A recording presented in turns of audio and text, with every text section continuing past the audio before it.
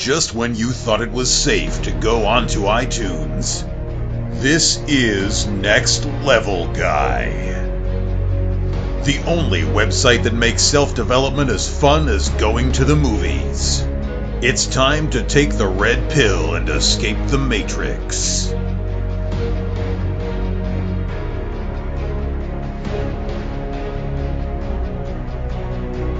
Hello, and welcome to another episode of the Next Level Guy Show podcast. Today's guest is Kyle Ingham.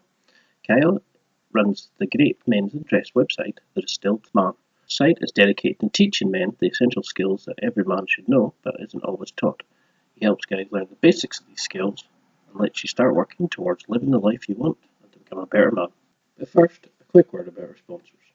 Next Level Guy is in partnership with some awesome affiliate companies. To see the latest deals, special offers, and listener-exclusive offers, please go to www.nextlevelguy.com/affiliates. That's www.nextlevelguy.com/affiliates. In particular, I would highly recommend you check out Alpha Brain, which is made by those awesome people at onit.com, and for a 10% discount, simply enter NextLevelGuy, that's NextLevelGuy, at the checkout discount code section. Okay, so thank you very much for taking the time to speak to me, Kyle. Really appreciate it. So if we were in a lift just now, 30 seconds between floors, and I asked what you did and who you were, what would you say? Well, I think the short story is that I help guys become better men. As head of the Distilled Man, we're all about helping guys get simple entry points and introductions to the essential things that guys need to know to live better, richer lives. And then did we hit the next floor yet? I don't know if I'm within my time period. You still got some time. Good. But I think, more specifically, I think it's focusing on those areas of life that help guys feel more confident about, those major spheres of their lives. So, the social sphere, the career sphere, and sort of that family provider sphere as well. Being able to not only have some technical skills, things like, or what you might call technical skills, like how to tie a tie, but also, how to make a great cocktail, or how to make, some food for your family, how to grill, things like that. I mean, there's definitely something for everybody on this site, and I was really impressed with the range and the quality and the depth of things you looked at. Can you go into a little bit about your upbringing? Do you have siblings, what you want to be as a kid? How did you go from having a fight with a grill to running a very successful men's focused website? A fight with the grill, that's a good way to put it.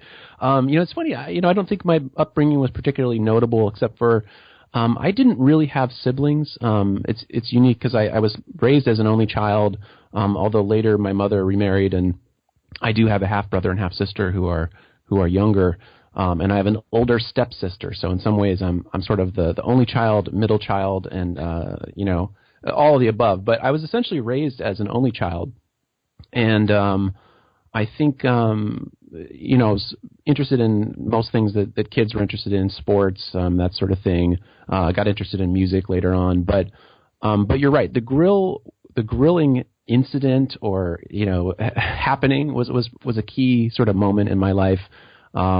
After I had sort of, become an adult, moved to San Francisco here in California, started my career in advertising. I sort of had this kind of awakening where all of a sudden at work, all I could focus on was grilling. It was like my biological grilling clock had gone off. And for about a week straight, all I could really think about was, grilling animal flesh for some reason. And, I had done it before, just like most guys, get a chance to grill when they're teenagers or whatever. But the fact is, most of us don't actually really know what we're doing. And I think that was the realization that I had as an adult, is that, look, I'm 30 years old and I don't really know how to grill. And isn't that something that I should know how to do because I'm a man? And so, I jumped into it, and I started learning from friends, got books, watched videos, and started that journey. But as I was starting that journey, I realized that it was part of something bigger, that, this is a skill every guy is expected to know. And as I learned that skill, I realized that there were so many other skills that every guy is just expected to know by virtue of being a man. Things like I mentioned earlier, how to whip up a great cocktail, how to tie a tie. And there's certain things that, I realized that if you don't learn them from your dad or your big brother or your grandfather growing up, it's not like we really learn these things in school, And how was your upbringing in terms of, did you feel you got the essential skills, the sort of things that a guy is expected to know, or was there a lot that you feel was missing from your own life? Yeah, I think part of the reason that I was so drawn to this is that I did feel like some of those classic skills were missing from my upbringing. And certainly nothing against my father or my parents, because they were always really supportive. Yeah, I think I actually had a really good childhood overall, and I think nothing against my parents, but I think by virtue of the time that I was raised and just kind of my own father's upbringing, I think he felt like it wasn't something he wanted to do where he was kind of shoving skills down my throat. He was very supportive of, when I was going out for sports and whatever other endeavors I tried to get into. But I think, I suspect that his upbringing was very much like sort of that traditional upbringing where your father is sort of the, telling you, you need to learn this, you've got to learn this, here, son, let me show you this. And I think in some ways my father felt like he was a bit more enlightened, I guess, or wanted to have a little bit more of a hands-off approach from that respect. That, again, he was supportive of things I was doing, but not saying, son, you've got to learn this, or otherwise you're not a man, Yeah, because that's the thing, though, is nowadays we have this thing of, oh, you don't know how to change a tire, you're not a man. Oh, you don't right. like football, or do this or do that, Right. And so is that what, in your opinion, is a distilled man? Is that somebody that knows all these kind of skills and can teach others? Or, where did that name come from for your site? And if somebody's listening to this and is interested in this sort of thing, why should they check out your site? What can it offer to them? Right. Well, in terms of, the sort of overall mission, again, it's about helping guys become more refined, become more skilled, and more sort of ready for life. And the name was interesting because when I was first kind of focusing in on making this into an actual business, I had, the idea of calling it something like Man Skills, something really generic, and I ended up bringing together some friends to do what I called a manvisory board for my idea. So again, coming from, I used to work in advertising, and as part of that, I was very used to sort of running workshops and kind of collaborating with people and sharing ideas. And so I thought, well, I'll bring together some guys in my life who I think would be helpful for helping to kind of take this idea a little bit further. And so we brainstormed around all aspects of this business and this program. And it's funny, it's actually a couple of my friends who ended up coming up with the name The Distilled Man. And oddly enough, I think it took me a little bit of time to warm up to it. And, just because I was so close to it all, I think I remember asking them, everyone in the room said, oh yeah, this is the name. And I sort of clarified, well, okay, is this just the name that you hate the least? Or do you actually think it's a good name? And no, and they said, oh no, absolutely, this is a great name. And of course it has a lot of, sort of layers to it. There's the aspect related to liquor, sort of borrowing some equity there, but there's also that sense of refinement in terms of distillation. So I think that definitely spoke to me once I really warmed up to the name, and now I love it. So, but in terms of what my site can offer, really, it's like I mentioned earlier. It's helping to give guys those simple entry points to those subjects that they need to master in order to live fuller, richer lives as men. And so I think a big part of it is it's not only those sort of tangible skills like how to tie a tie or how to make a drink, but I think a big part of that is actually the way that many of those skills become social bridges. And I think that aspect of connection is such a big part, especially as you're becoming a man and as you're sort of developing your own life, being able to find things and activities to do, things to learn that will actually help you connect with other people as you're an adult. Because initially that's what I thought your site was about. I found you through a couple of different sites, these sort of post-GC 10 guy sites or masculine sites that you should check out. Yeah. And when I seen the name, I thought, okay, this will be about liquor, bar skills. I thought, oh, okay, I'll check it out. And that's when I knew you ran a very good site. I was going down your homepage, right-clicking each of your articles into a new tab. I was like, oh, I want to read that. I want to read that. Good. And it just got to a point where after about 5 minutes, I was going through page after page going, right, I need to interview this guy. So I overwhelmed you. I overwhelmed you with content then, basically. Well, when you fill up my Google Chrome, then I know that's the person I need to go. So, mission accomplished. So what are these essential skills? I mean, do you have a standard list, or does it depend on the person, their upbringing, their culture, etc.?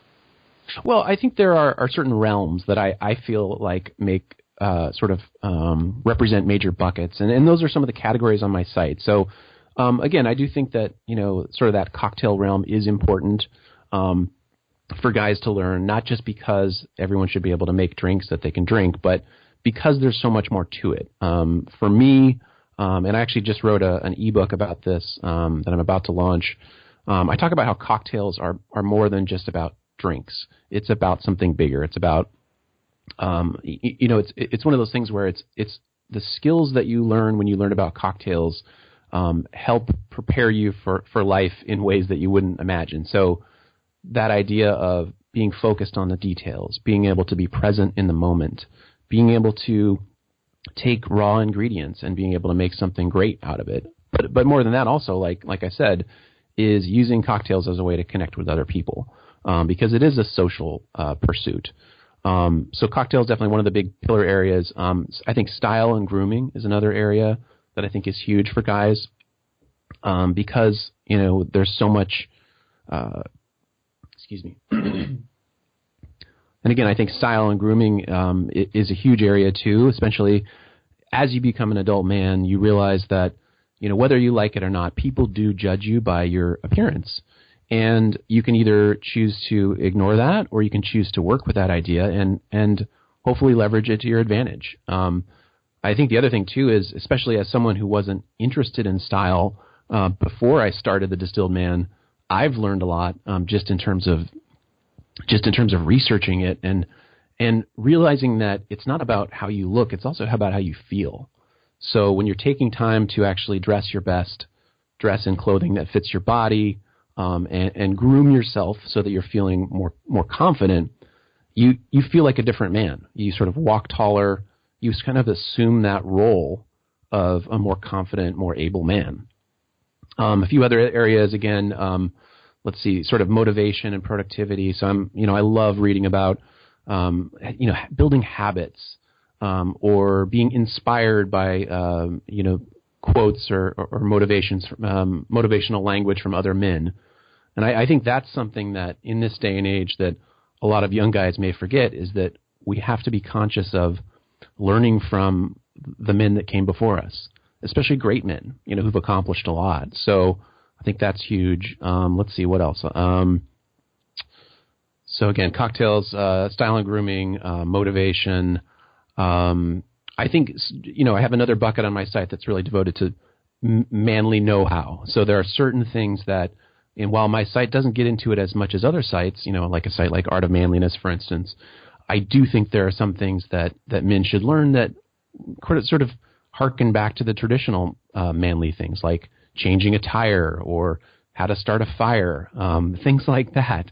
So, not only do they make you feel more masculine and feel more confident, but they're actually useful skills, So I think, and I've set up the Distilled Man so that it can be sort of a menu for anyone who's coming to it. So whatever areas where they feel like they want to start learning more, they can delve into. And again, the intent has never been for it to be a really in-depth resource in any of those specific areas. Then the intent is to give you that simple entry point into any of those subjects so that if you do find an area that you want to learn more, that it can be a jumping off point for you. So help create momentum. Yeah, and that's what I liked about your site. There wasn't that kind of 90-page post. It was all just straightforward, helpful advice, and it's like you said, it's an entry into it. It was a beginner's sort of overview of it. Right. You could bring and encourage others to sort of find out more about it. And it's interesting that you mentioned about, learning from those who've gone before us. That actually leads me into my next question. How do you think the skills we learn now has changed from the time of our grandfathers and fathers? Because you mentioned earlier, about the technical skills, whereas maybe before computers they didn't need to know about any of that sort of thing. Right. So, do you see a standard remit of skills, or do they just change with the time, do you think? It's hard, that's really hard to say, because I think we're kind of watching this unfold currently, just in the last, just in our lifetimes. I'm not sure exactly how old you are, but I feel like, you and I grew up when computers weren't necessarily as widespread as they are now, obviously. Now we have computers in our pockets. And so I think what we're seeing now is we're seeing a lot of skill sets change, obviously. But I think one of the things that's been fun to watch is this crop of guys who are maybe a little bit younger than I am, maybe a little bit younger than you are, who have grown up where one of their primary means of interacting with the world actually has been through social media. And me, I didn't grow up with social media at all. When I grew up as a kid, I was talking to my friends on the phone. We would have phone calls, and the average man today, if you say, hey, or the average young man, I should say, the average millennial, if you were to say, hey, you should give him a call and talk to him on the phone, he would just give you this look like, what are you talking about? Why would I do that? And so I think one of the fun things that I've seen happen with people that I've interacted with on the Distilled Man and through other sites like mine is that ability for that younger generation to kind of rediscover those more analog interactions, because again, talking on the phone it's about connecting, right? And you're connecting with someone on a different level than you are if you're just liking a post on Facebook or reposting something on Instagram. So it's been fun for me to see them kind of re-engage with that sort of different aspect of socializing with people, and then not even to mention the sort of classic skills. So things, again, the things that I cover on my site, like making a classic cocktail or tying a tie, or learning more about, meat or something, learning how to go to a butcher and know what you're talking about when you talk to the butcher. I think it's fun for people to rediscover those skills. And I don't know if you agree with this, but I feel like, again, with computers becoming more and more common, and us becoming more connected theoretically, we've become more disconnected, right? Because so much of our world is virtual. And so I think there's this hunger in a lot of people, whether they realize it or not, to kind of reconnect with a simpler time in some ways. And I feel like that's why, we've seen this huge rise in like the DIY movement. People want to make their own pickles. People want to,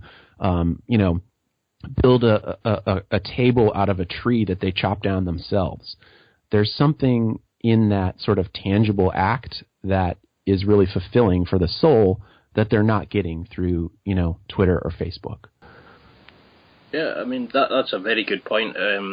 It's something I've grown to hate, is the sort of, the way that we have to live our lives online. It's like people can now go a whole day without speaking to people. You can work from home, order your Tesco delivery online. You can even shop for a partner online. It's that's right.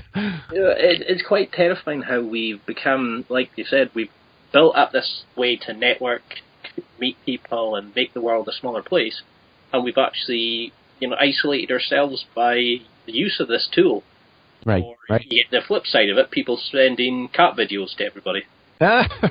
So the one thing they don't do with their phone is actually call people. So I'm really guilty of it myself. And so say somebody listening to this just now, they want to, they never had a father figure, and the skills that are passed down, how can they make sure that they pass it on to, say their son or foster son or somebody that, like an uncle figure or something like that? How can we ensure that this doesn't happen for the next generation? Yeah, I think that's a great question. One of the areas that is really interests me a lot, and I don't feel like I'm an expert by any means, but is this area of mentorship. And, I've actually been talking to a lot of my other colleagues who also run men's blogs about this because it's such a fascinating topic. And I do feel like young men are starting to recognize this idea that we need to find those mentors, those men who've been, like I said earlier, who've been there before, who've been through it, who've had the hands-on experience. And I think that's something that needs to come from sort of both generations, if you know what I mean. So that the mentors, at a certain age, you may recognize that you are in a position to be a mentor to that younger man or that younger woman, and to be able to kind of lean into that. And then on the flip side, that recognizing that if you're a younger man, finding that person who can teach you something that you don't know about. And I think that's an area that's difficult for a lot of guys is to because when we're growing up, we're sort of taught to be, or many of us are a little bit more guarded. We don't want to sort of admit that we don't know something, that we want to come across as more confident than maybe we really are. Because let's face it, when we're all growing up, we're all pretty insecure, right? But I think I still am. Right, exactly. And I think many of us, still struggle with insecurity on some level. And there's that element of fronting where you don't want to admit that you're not 100% confident, that you're not the man. And so I actually see that as a huge strength when someone can say, when they raise their hand and they say, I don't understand, or I want to learn more about that, I don't know enough. And then taking it a step further in approaching someone who's a little bit wiser, maybe a little bit older, usually, who's been there before and who can teach them.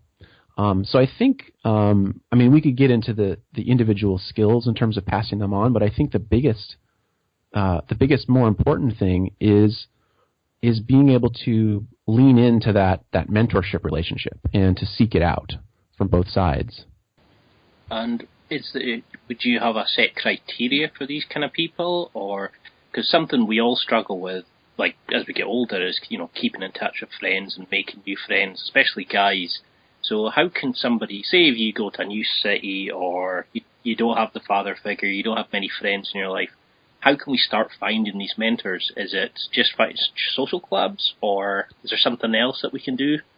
Well, Eric Davis said it was a band of brothers. Do you feel friends are that important to this sort of thing, or? Yeah, well, it's so funny because the male friendship topic, I think we could also talk for hours about, and I think that's another fascinating one. I almost kind of want to split those out a little bit so that, if you're making friends and you're looking for peers, I actually wrote an article about this. If you Google Male Friendship 101, I think it's one of the top articles on Google. And I think in a nutshell, one of the best strategies for that, if you move to a new city, you want to make friends, is to, and it sounds cliched, but is to focus on your own interests. So I think one of the things that happens a lot that actually backfires is much like when you're looking for, like if you want to have a girlfriend or you're looking for a wife, if it comes across too strongly that that's what you're after, you're like, I really need a friend, I really need friendship. A lot of times you can scare other guys off, especially if you are new to the city, new to a city, and you're essentially on the prowl for friendship. If you're a little bit too needy off the bat, I think that can backfire on you. So one of the best things is really to focus on making friendship kind of that secondary goal, where the primary goal is actually to just dive into something that you're interested in. So, for example, if you move to a new city, maybe you're interested in, I don't know, woodworking or motorbikes, or it could be anything, but you find an interest group where they're doing that already. And the nice thing about this is that you can dive into it and you can focus on your pure love for whatever that subject is. And, that's good because you enjoy it just on a surface level. But the second part that's great about that is that it also makes you just more yourself. Like when you're doing whatever that thing is that you love. Like for me, actually, I joined a hiking and beer club here where I live because I looked at the group name and I thought, well, those are two things that I like. They're two wonderful things. And so But the nice thing about that is, so when you're doing what you love, you're more relaxed and you're probably more likely to be yourself. So you're more likely to attract people who are maybe have similar interests to you or similar. Well, obviously they have similar interests if they're at that same group, but maybe more likely to have a similar sense of humor or outlook, which I think often is kind of can be the basis for a great connection. So that's the friendship part. I mean, in terms of do you mind if I kind of delve into the mentorship part a little bit more too? Great. So again, I do see those as connected, but separate in some ways. And as I've started to learn more about mentorship, again, I feel like my journey is just beginning learning about this topic. But one of the big things that I've heard from talking to other men about this topic, particularly Ryan Mickler from Order of Man, I spoke to him about it. And one of the things that he said that I thought was great is that when you're looking for a mentor, what you want to do, and again, it sounds so obvious when you say it, but you may not think about it, is when you're looking for a mentor, find someone who's achieving the results that you want. And that's going to be, the right mentor for you. Because, it's good to have a sounding board, whoever they are, but if someone is not achieving the results that you want, you may have to take their advice with the grain of salt, right? Which is the same reason that you wouldn't talk to a financial planner who's bankrupt, right? Or I think that's one of the best bases for finding a mentor, is just finding someone who's achieving the results that you want to achieve, and then finding a way to build a relationship with them. And when you were learning, did you look for a mentor as such, or did you just go and Google it and read books and things like that? Or, do you still have mentors in your own life now, or do you feel you're kind of developing the skill base that you need? Oh, I don't have a formal mentor or formal mentors right now, but there are a few folks, especially in this sort of online space, who have grown to be very supportive of me, and we have sort of informal mentor relationships. And I continue to lean on them when I need to learn. And I hope that at least until I'm 80 or 90 years old, that I always have those types of relationships where I'm still trying to be the mentee, where, and that's another kind of big thing for me, is I really believe that your lifelong learning is one of the best pursuits. That you should never say that you're done learning, even if you're 80 or 90. It just may be tough to find someone older than you at that point to be your mentor, but otherwise you should still be learning. So I guess the long answer to your short question is, I don't have a formal mentor, but I do have some gentlemen who've been really great in terms of mentoring me in an informal way. Yeah, Ryan's site's amazing. It is. I'm chuffed that you mentioned Ryan there, because I was thinking I've got him coming up on the podcast in great. I think a couple of months, and I was like, yep, another tick in the box for him. Yeah. So, do you find that there's the standard questions that you get from guys who don't know where to reach out and, kind of find your site? Is there a kind of a standard areas of things that they're asking for advice on, or, how can they do this or that? Yeah, there are a few sort of more common questions that I get. And, one of the big areas is style and dressing well, which is funny, always kind of makes me laugh a little bit, because like I said, I never considered style to be necessarily squarely in my wheelhouse, but it's something that I've learned about in the process of building the Distilled Man, because it is so important. So that's a huge one, is, how do I dress better? How do I dress more confidently, more maturely at work, so that I can be perceived a certain way? That's a big one. The other obvious one is how can I be more successful with, this one girl that I want to know or want to date? How can I, build a stronger relationship with her? How can I ask her out? And a lot of times they're being held back, not taking action, not actually asking the woman out because of their own insecurity. Again, coming back to insecurity. Those are two big ones. And then the other one that was sort of a little bit surprising, I guess, I did a sort of survey to my audience at the beginning of the year, or end of last year, just kind of asking them about their challenges, because it's always really good for me to check in and see what people really want to know about, really want to learn about. And one of the areas that came up that I wasn't really expecting is there was this common thread, and it's hard because it's not super tangible, but I can see how it would be a big area, is this idea of kind of staying, I'm not even sure I can articulate it. I think it's like, sort of like staying focused and motivated. So there were a lot of men who answered, yeah, I just would like to be able to have that drive to stay motivated to do what I need to do. And I guess it makes a lot of sense. Just again, we talked about, social media and the changing times and how there's more choices now than ever, essentially. So in some ways, I think a lot of guys are feeling a little bit paralyzed with all the choices in terms of, things they could be doing at any minute. There's always some distraction coming up with social media notification. And meanwhile, they're trying to think about their larger life goals, maybe, and recognizing that, in many cases, they're probably stuck in a job that they hate. Maybe they're even stuck in a relationship that they hate. And they just feel like what they're lacking is this fundamental ability to sort of focus and motivate towards a goal. Yeah, I mean, that's a brilliant answer. So many other questions I have as well. But, I mean, it's funny that you mentioned style. I mean, one of the people I really struggled with that when girlfriends started mentioning I needed to upgrade my style for work and, just to stop looking like a piece of,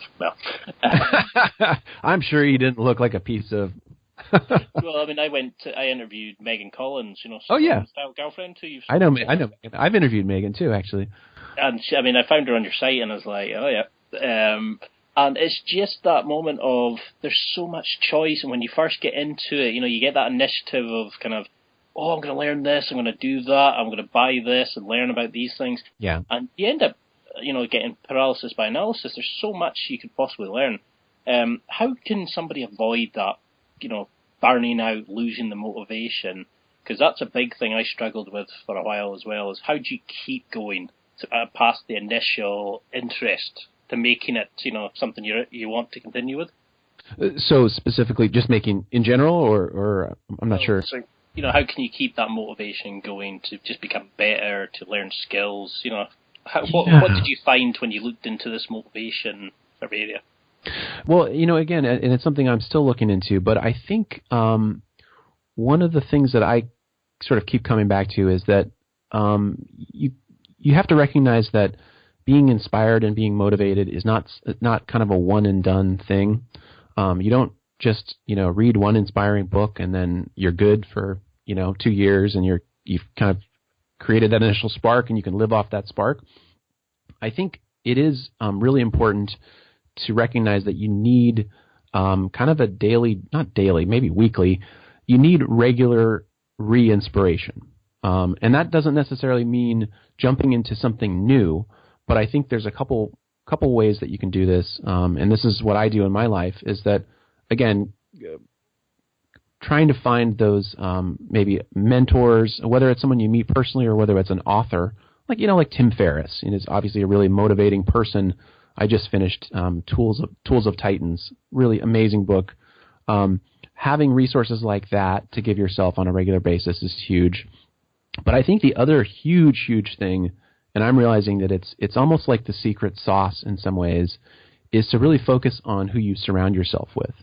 And I'm sure that you've probably learned about this quite a bit too, reaching out to all the great guests that you've gotten on your show.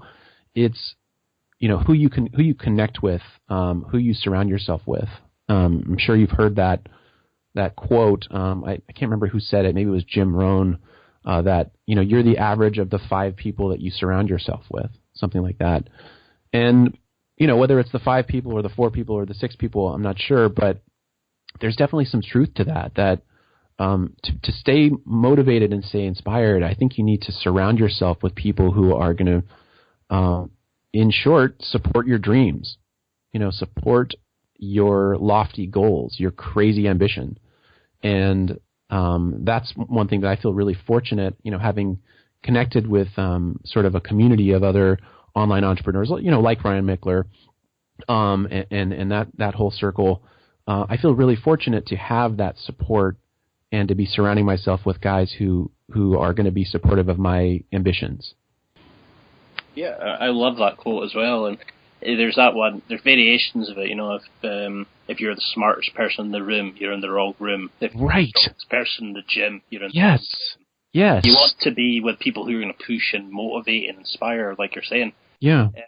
So for those guys listening, and unfortunately I found myself in this situation a few years back, when you're surrounded by people who, it's like that crab analogy. If you put a bunch of crabs in a bucket, they'll pull each other back down rather than try to escape as well. Oh.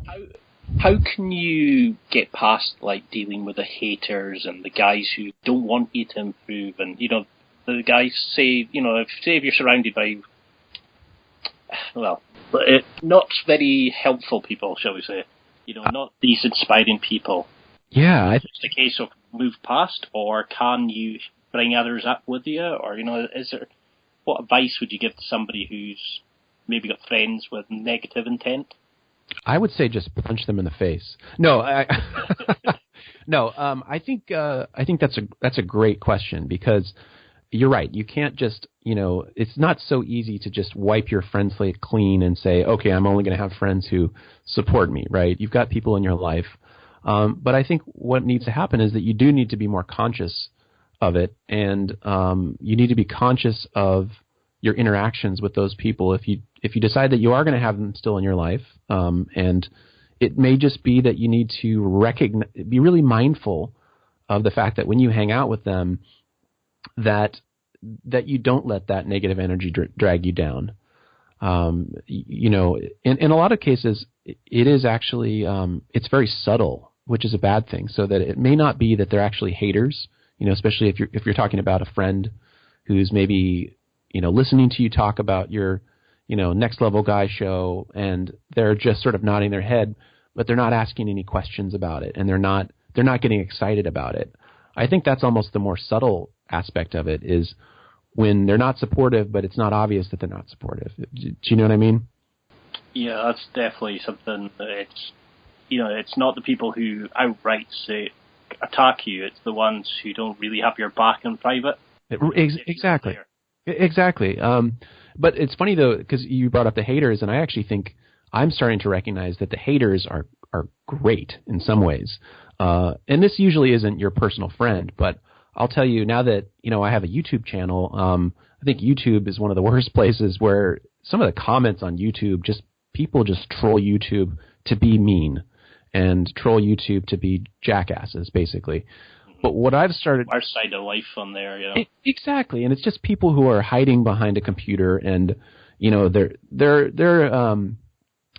handle is never their real name. It's always like, Mojo47 or something. They don't want to show who they really are. But what I've learned, and learned from people like Aaron Marino, for instance, who has a huge YouTube following, is that once you have haters, that's actually a sign that you're succeeding on some level, because you're getting enough traffic that you're drawing these people in to come and poo on the party.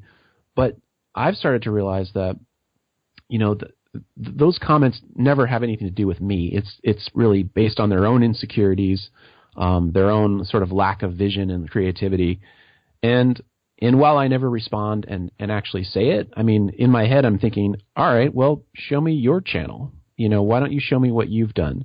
And is this really your way of contributing, constructively to society?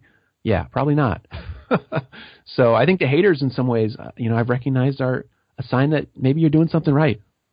And it gives you that motivation, doesn't it? Kind of going, what's it? There's a saying that that's when you know you're succeeding. It's when people start trying to bring you down again. Exactly.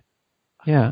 So there's a quote about that saying, it's the successful man brings somebody up. You should build people up rather than try to knock them down. Or I can't remember the exact quote. There is a quote like that too. Yeah. And is that, what do you define as somebody who's successful? Do you see, when I first started this website, I looked at, great guys from films and, the entertainment world who I could write about, like how they were doing good things and how we could be more like them. do you look at, like I say, a film character, a TV character, and say, that's a great example of the distilled man? Is there such a thing? Yeah, that's tough. I don't know. I mean, I'm not sure I can answer that. I mean, I think there are aspects of, I guess the thing is that most film characters, if it's a good production, if it's a good film, if it's well written, there's going to be some multidimensionality to that character. So I think one example that comes to mind immediately is someone like Don Draper from Mad Men, right? You've watched Mad Men, right? Yeah, good choice. So apart from the adultery. Well, and so that's exactly my point. Is that so? That's an example that comes to mind for me where, I guess to step back, I'm not sure that there's any one character where I feel like, with all that their character includes, I'm not sure that there's one character who sums up what it is to be a great man. You look at someone like Don Draper, and you have sort of the kind of superficial elements of kind of that coolness of a man that I think are attractive to many people. That sort of confidence, that sort of ability to command a room, that sort of thing. Order a perfect cocktail. But at the same time, like you mentioned, his ethics were a little bit lacking, right? He was a complete slut, for lack of a better term, and in that element, I didn't respect too much, So I think it's tough. It's hard to say if there's one particular character. I think for me though, just stepping back in a broader picture, the people that I respect are people who are people who are not afraid to kind of go after the life that they want, and two, people that treat people well. Because that's one thing that I've learned as I've started learning more about etiquette, for instance, is that a lot of people think about etiquette as being well behaved and like keeping your napkin on your lap during dinner and things like that. But really, I had a chance to interview a couple etiquette consultants, and the thing that really stuck with me from talking with them is that at its core, etiquette is about being mindful of other people. And the whole purpose of etiquette, the whole purpose of having these sort of established rules of interaction are to make people feel more comfortable. And so, to me, I think that's a huge thing, because I think it just shows that, I guess on a basic level, it shows empathy, that you're thinking about other people. So I always respect that. That's a great way of looking at life. And, too often we have this thing of, you're not a successful guy if you're not shagging around, you're not drinking out every night. It's if you're not a player. There's these kind of juvenile, right, immature things that guys, unfortunately, are kind of forced, like the lad Bible and all these things. Society, unfortunately, makes stupid people famous. Right. People who you don't want as your role models for the younger generation. Right. And is there a way that somebody can decipher what's a good skill to learn? How do they know where to start? Say if somebody's listening, wants to improve their life and start learning these kind of skills, but has no idea what to focus on first. How would you work with a client? How would you start them bettering their life? Is it things like meditation, sorting their flat out, for instance? Or do they start looking at the more fundamental stuff? Yeah, that's a great question, and a sort of a tough one to answer. But I will say that my free ebook that I've had for a couple of years now kind of tackles that in some ways, and it's called The 48-Hour Gentleman: Your One Weekend Plan to More Confidence, Poise, and Manly Know-How. Because I think that I was sort of thinking around that same angle, like where do you start if you want to become a better man? What are some foundational things that are big things, but are also small in terms of that next step? And so I don't know if I can remember all of them. There's 9 things that I recommend doing over the course of one weekend, and it's in no particular order. I think one of the big things is starting to focus on your appearance, but more specifically to go get a shirt tailored. And it sounds funny, but again, I wasn't a big style guy, but I had this experience a couple years ago where I got my shirt tailored all of a sudden. I'd never done it before, but I had this shirt after getting tailored that it fit my body so well. And it made me realize that all along I've been wearing clothes that didn't fit my body. And so by doing that simple act, and starting to dress a little bit more mindfully with clothes that actually fit your body, it can suddenly improve the way you, not only the way you look, but the way you feel. So that was one thing that I recommend. And I think sort of related to that is starting to think about your posture. Again, silly, small thing, but starting to be more mindful about the way that you stand, the way that you carry yourself.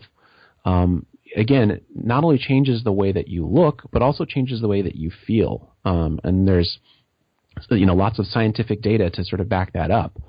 And it's amazing, we talked earlier about that sort of, for good or for bad, people judge you based on first impressions. And, depending on who you talk to, it's first 3 seconds, first 5 seconds, I don't know. But, things like wearing clothes that fit your body and things like the way that you stand, if you're standing up straight, if you're, you've got your sort of your chest kind of sticking up straight, sticking out, and you actually look like a confident man, then that carries through in the interaction with the other person. And then I think I'll just mention one other one from the book that I think is helpful. I think, and it's a little more broad, but doing something that scares you. And this has become even more of a barometer for me recently in the last couple of months, is, recognizing that when you do something, and it could be anything, it could just be walking up to someone and talking to them. You've never spoken with them before. It could be asking a woman out, or it could be something at work. Maybe it's asking your boss to take on more responsibility, maybe having a conversation about salary that you weren't comfortable initiating before. But I think a great thing happens when you are able to sort of live on the edge like that, where you're doing things that scare you a little bit, is that, whether you crash and burn, when you ask that woman out, or whether you succeed, there's this rush that happens. And I'm sure you can relate to that, but you feel more alive. And the best part is that, the more that you do that, the easier it is to do.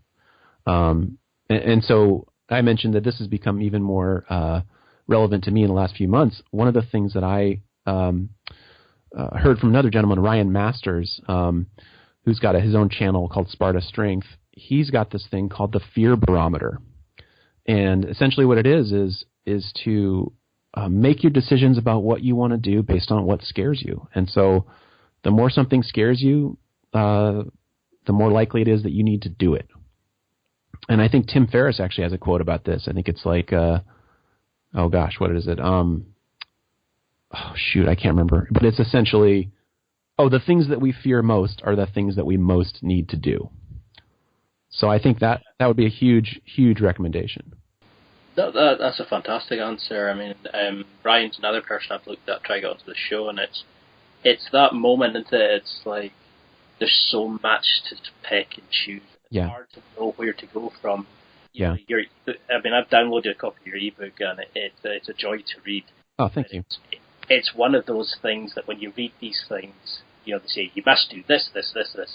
Yeah. And guys go, how the hell do I do that? Yeah. Your approach is, here's a small chunk of time, right. Here's some basic stuff, and then it'll get you, and it's that, motion causing momentum. Motion. Yeah, you create momentum. Exactly. Just getting started is the hardest part. Once you get going, it's like pushing a car. The hardest part is getting it going. You're absolutely right. And I actually began the ebook with a quote from, I'm not sure if I'm going to pronounce it right, but I think it's Lao Tzu.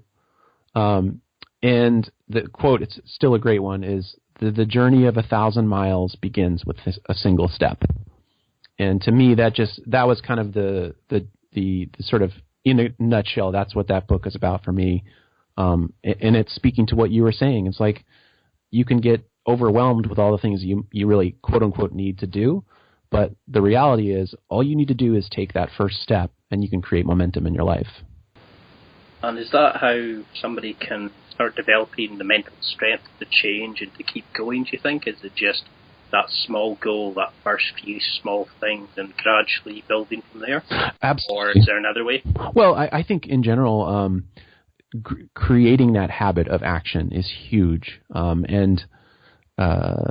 If you talk to, and you do, with all the successful people that you interview, I'm sure that theme comes up a lot, is that, it's about taking action. And I feel like there's so many great quotes that we could talk about, Ian. But I think because that's what used to annoy me was, I was struggling to take action. Yeah. Everybody kept saying, "No, take action, get going, start today," and I was like, yeah.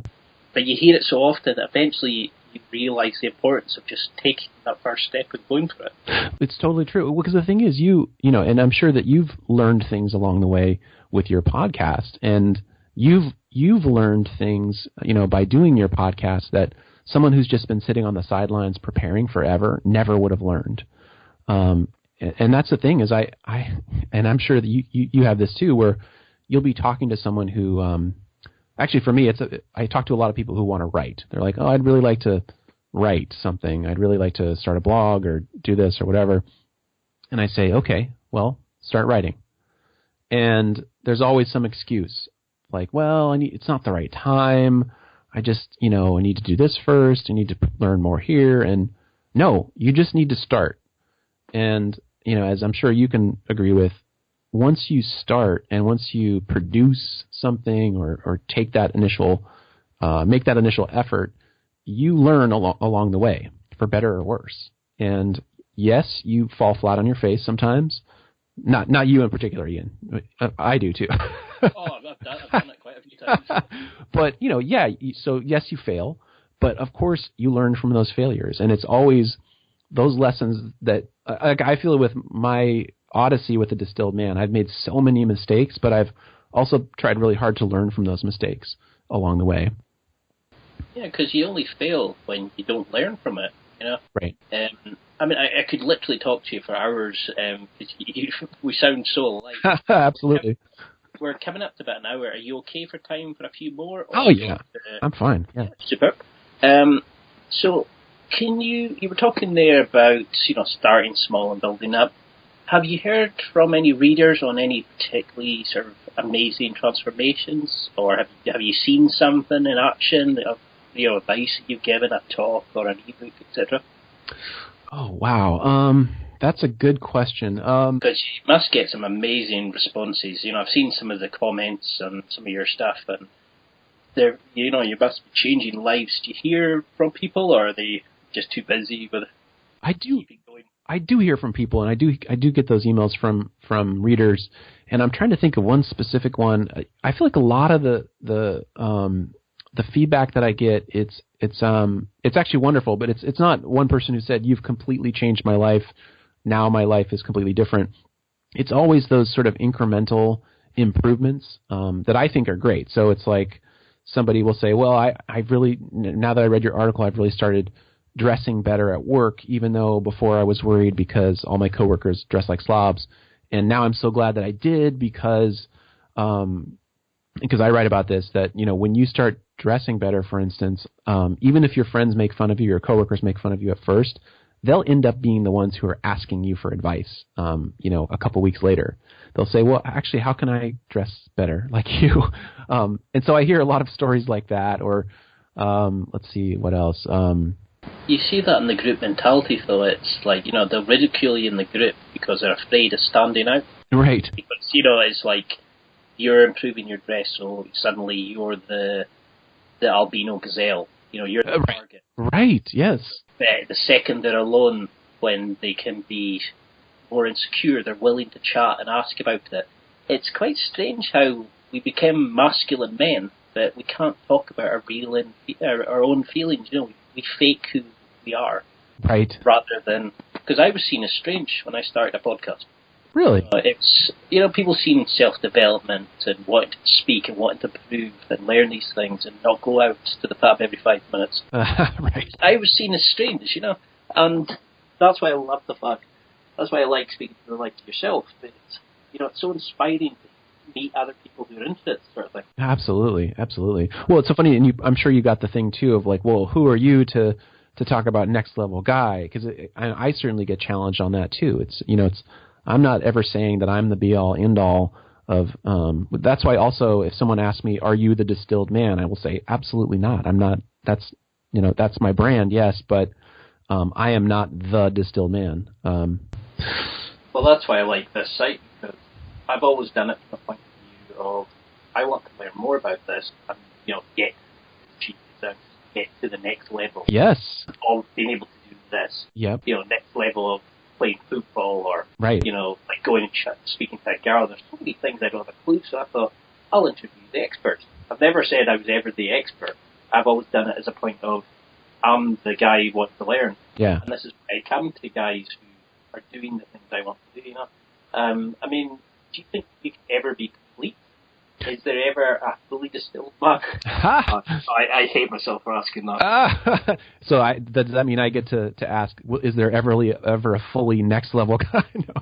No, because there's always a next level you can get to. Yeah, see, exactly. So you're the answer. The name of your podcast answers the question in some ways. But no, like I said earlier, I think one of the things that I personally really appreciate is that idea of lifelong learning.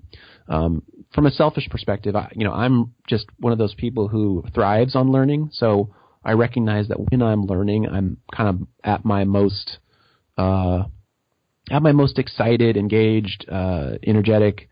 And obviously, I'm sure there's research that will validate that, continuing to learn over the course of your life helps, continue to create like synaptic connections or whatever, that it's good for you physiologically to keep learning. But I do think that, as a man, you should aspire to be learning up until the point that you depart this world. I think that's the best way to live. Yeah, because there's something, a film, TV show, and they're saying, you're never complete. You can always learn. You can always get better. Yes. I'm trying to think what it is.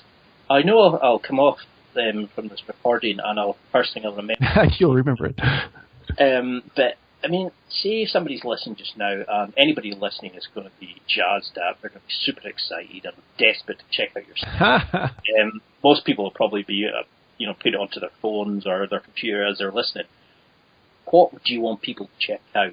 Is there 3 things that what are you most proud of on your site, or what do you want people to go to and focus on?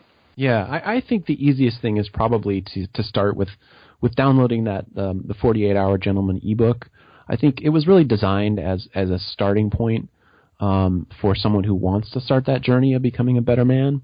So I think that's a great place to go. And you can just go directly to my homepage at thedistilledman.com to get that. You've got the start here, but exactly. Like asking what are you more proud of? There's usually an article like yeah. Gem or something. Yeah. Well, I think the another, and I will point out one article that I think that I am actually particularly proud of, and I sort of mentioned it earlier, but the article about male friendship, and that's also on the homepage too, just on the right hand side and under popular posts. Or again, you can Google probably Male Friendship 101, and it will probably come up as one of the top listings. But for me, one of the best you've written, because I'm actually struggling. I've moved to a new city, and I'm really making friends, and that was one of the reasons I actually wanted to speak to you. Was it's like you were seeing what the problems I was having, right, for me as a, you have that connection with somebody who's running a website. Because they're dealing with things you want to change in yourself. Yeah, I think that topic in particular is just so important for men, because we didn't really get into it in our discussion, but there's that kind of that or maybe we did a little bit, but there's that sort of macho, not wanting to be vulnerable around other guys aspect. And one of the things that guys are so afraid of sometimes is just to admit that they need friendship and admit that you need connection.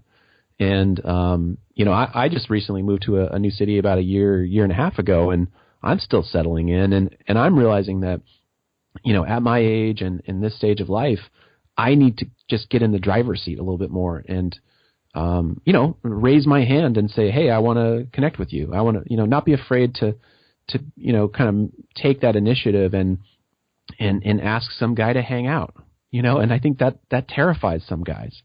And that's why I think it's so important.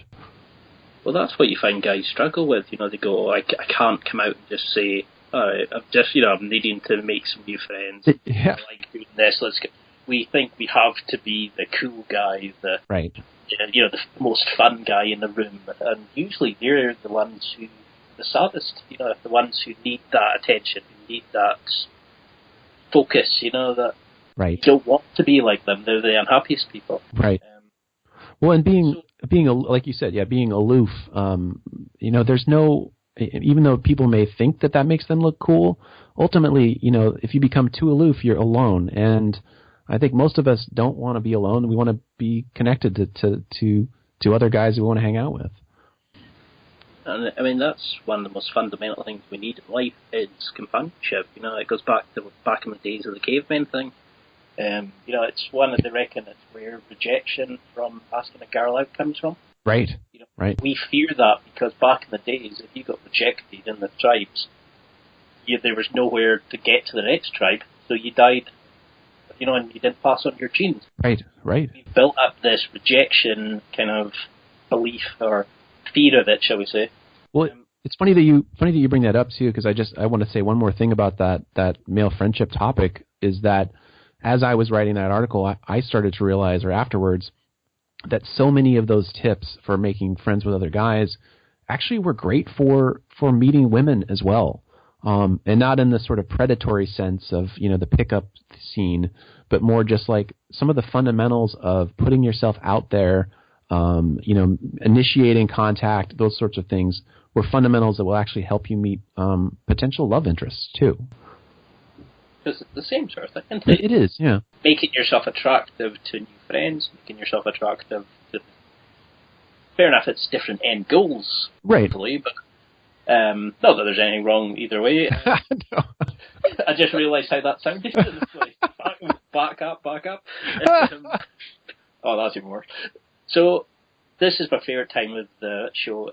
Now we just do the fast break questions, so this is just to learn more about you as a person. Oh boy. So I throw out some prompts and then you just come back with the first thing that comes into your head. You can be short, but long, however you want to do this. So this is like a psychological test. This is like the Rorschach test, essentially. I will be taking out drawings for you. So, for instance, your favourite film? Oh, gosh. Probably Raiders of the Lost Ark. Choice, I like it. What's your favourite skill to have? Ooh, favorite skill. Goodness gracious. That is really hard. I have to say, I think listening. Listening is a good skill. I think it's one of those things. I was going to say social skills, but I think that's too broad. I think being a good listener opens so many doors for you and helps you experience life in so much more positive way than if you kind of go through life just waiting to speak. Just sure I had a pause there before I responded. No, that's great. I mean, I was actually going to mention that. It's that statement of so many people listen to reply, they don't listen to understand. Absolutely. I don't think you said that. So is there your favourite quote? Is there one that stands out? Yes. I think one of the quotes that I keep coming back to is, I think it was Dale Carnegie, and he said, to the wise man, every day is a new life. And to me, again, like I said, I'm a big proponent of lifelong learning. But I think also to all these people who are not taking action, like we talked about earlier, who are just waiting on the sidelines, waiting for the right time, or even worse, thinking that the right time has passed to take action and start being a better man. It's never too late. Even if you've made mistakes, I think, like you said, it's only a failure if you don't learn from your mistakes. And so I love this aspect of, what? Today is a new day. Today is a new life. It's never too late to turn over a new leaf. Yeah, it's what does it say? There's two best times to grow a tree. Yes. 20 years ago and today. And today, exactly. Yep. I love that quote. So the next question is the one that you'll be judged on the most. Oh boy. Your favorite superhero and why? Oh man. I asked the most important questions, Shoot. My favorite superhero. I don't know that I have a good answer for this. I think I'll just have to say, probably. Actually, I'll say Batman. And the reason why is my first thought was Superman, but one thing I like about Batman, And again, I don't know a lot about superheroes, but in terms of the common superheroes, one thing I like about Batman is that he's a superhero who's got some demons, that he's got some baggage. He's flawed. Whereas Superman, I mean, maybe you could say he's flawed, but he's kind of just a little bit too white bread and boring. I think Batman has a little bit of baggage, but he still tries to do good. Because it's those who overcome their demons rather than those who don't have them. Are probably the more. It's like you said about the 3D characters. You want your characters to have issues that they deal with. Yeah, exactly. I mean, is that the hero's journey by Campbell, Joseph Campbell? That's a whole other thing. That's a whole new podcast. That's an awesome topic. I'm just starting to learn about it. I don't know a lot about it, but that's amazing. I actually bought a book on someone else's recommendation called The Writer's Journey, which does a great job of kind of talking about how the hero's journey is how it's present in so many things like Star Wars and all these great works of literature and stuff. Anyway, I digress. So have you ever seen the film The Matrix? Oh, yes.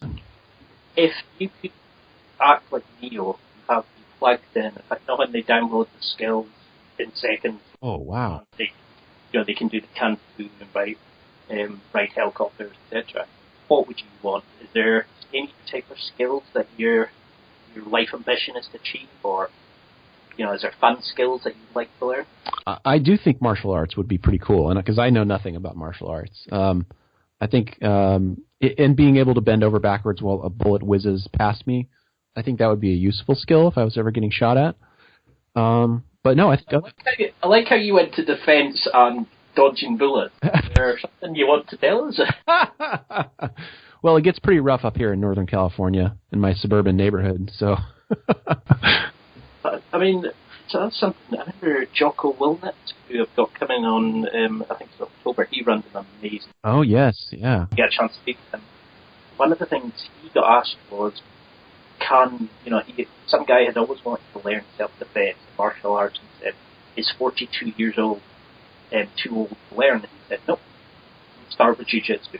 Get build from there. So I think it's something I'm going to try myself. So it might be something to look into. Yeah. Well, jiu-jitsu is the one where you're doing a lot of stuff on the ground, right? It's taking your opponent down and. Yeah, it's more of the sort of grappling. Yeah. I mean, most bar fights, I remember doing a couple of judo lessons. Guys, you see a punch in a pub, like a drunken bum coming a mile away. Yeah. You just need to learn a few sort of self-defense things. Right. But it's more about the confidence, not making yourself victim. Remove, to actually get to the point where you back away from a fight. Right. You don't need the ego to the challenge. So there's a lot to it. So it's definitely something I'm interested in looking more into. I think you're right. I mean, sorry. Go ahead. I don't want to be beaten up. Oh no. I like that idea, but. Well, that's the thing that because even I consider myself very calm and collected generally, but even I will not eventually, but occasionally you get that urge to sort of puff up your chest and be respond to aggression. But like you said, I mean, ultimately you step back from this and you realize I don't want to be in a fight. Even if you're successful, quote unquote successful, that you punch some guy out, I mean, first of all, that's just terrible. But then second of all, my fist is going to hurt. And, even when you win in a fight, you get pretty banged up. And so I think you're right that the biggest skill there is actually how do you diffuse a fight, especially if it's some drunk jackass who, almost doesn't want you to diffuse the fight because he's so bent on fighting you. And it goes back to the haters. It's that moment of how many people they don't like you want to change because it makes them think about them not having the life they want. So the easiest thing to do is knock you back down. That's right. It's harder sometimes to walk away from that situation. And I've had a few altercations with people who, they go, oh, what the fuck do you know? You tell people. But none of us are living the ideal life. We're creating the will towards it. Right. Well, it's funny that you said it because it reminded me that, in a bar fight situation, that aggressor is wanting to control you and control the situation. And so by you sort of taking that away from them in some ways. It threatens them that, well, no, you should want to fight me. I'm trying to fight you. Stop trying to stop this fight. Stop being nice to me. Stop being nice to me. So one of the things I did want to ask you was, on your About page, you say that you like the occasional pirate joke. What's your favorite pirate joke? My favorite. Very interested. My favorite pirate joke is a guy walks. Oh, let's see if I can remember. I used to like this one because it was easiest to remember, but I'll see if I can actually remember it. So, a pirate walks into a bar, and he's got a steering wheel sticking out of his crotch. And the bartender says, "Hey, buddy, you got a steering wheel sticking out there?" And then the pirate says, "Arr, it's driving me nuts." But I've seen it count. Oh. You know, by well, anybody listening will be using 5 minutes after listening that. It's a good joke. I'm not too proud, and I didn't write the joke, but I've just always liked it. It's going to be one of my favorite jokes. It's probably one of the only ones I'll remember. Exactly. So, what do you want anybody listening to this, apart from your joke, to take away from this? Is there... That'll be my legacy. Passed down from generation to generation. Telling pirate jokes. There's a skill that's unique. Well, yeah. The storytelling, actually. I mean, that's a whole nother podcast, but yeah. Because that's what we used to do, wasn't it? Back in the caveman days, the painting and all that kind of stuff. So, I mean, is there something that how would you sum up this discussion?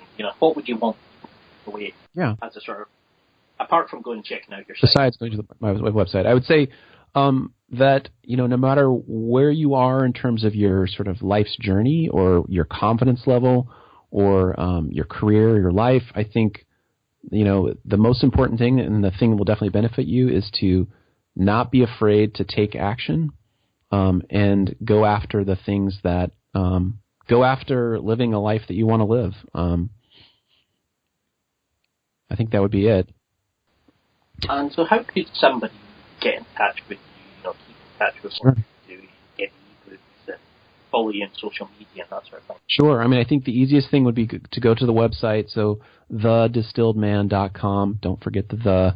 You can get the ebook there. You can also check me out on Facebook, so it should just be Distilled Man or at Distilled Man. For Twitter, it would also be at Distilled Man. And Instagram, although I only have a few pictures up at this point, I'm starting to do a little more activity, and that would also be at Distilled Man. But definitely to reach out and say hello on social media. I'd love to hear from you guys. Oh, and you do say that you've got an amazing beard. Everybody gets a beard? It's funny because I talked to Ryan Mickler about that. He does have an amazing beard. And I told him, I wrote that a couple years ago. Just honestly, when I wrote it, I thought, well, this sounds sort of like funny. This is, I'm actually being self-effacing because my beard is not that amazing. Or I guess it's not self-effacing. I'm sort of like tooting my own horn ridiculously because it's just a regular beard. I will say that I'm a big proponent of beards. So even if, it's funny, it's almost much like the writing thing. They're like, well, I want to write, but I can't, I haven't done it yet. I want to grow a beard, and they just haven't started. I'm like, just start growing a beard.